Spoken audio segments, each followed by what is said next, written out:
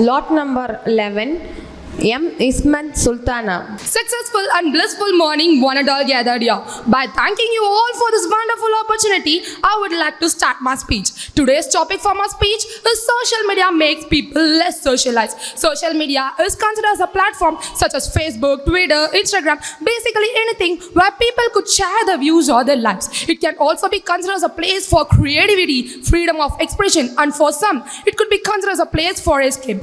Today, it's not hard to see how big of a role social media plays in everyone's life. From the time we wake up to till we go to bed, we like, share, browse, comment on all these online platforms like little virtual world. People tend to obsess over their online presence, creating a separation between the real life social ties and the online ones. First, society is under impression that being deemed as socially acceptable requires a person to look in a certain way. There are now dozens, maybe hundreds of applications that turns your picture into a thinner or prettier version of themselves, feeding their desire to be socially acceptable. Second, what you see on social media is not always realistic or even true. People create expectation for these things and they try to live up to the lofty stand, but in the end, they just create problems. Third of all, not only social media affect the way you feel, but it can eventually spiral out the way of control to the point of affecting someone's mental health and stability.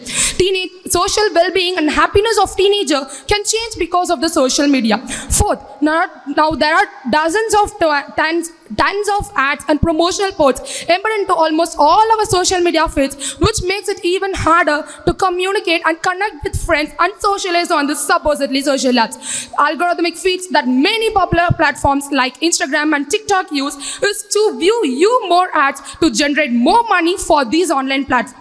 The priority of social media is not about making connections anymore. Lastly, social media decreases face-to-face communication, which not only takes out the emotional connection, but it can eventually affect the way of communicating in person. Some tend to know their limits when it comes to socializing via the internet, but there are others who are so caught up in the virtual world and lost their track of reality. In conclusion, social media decreases face-to-face communication.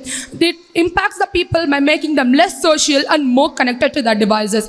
So mental health of a person can really change because of the social media. Some may feel isolated, lonely, because communicating for them is so hard, so they don't interact as much as like others.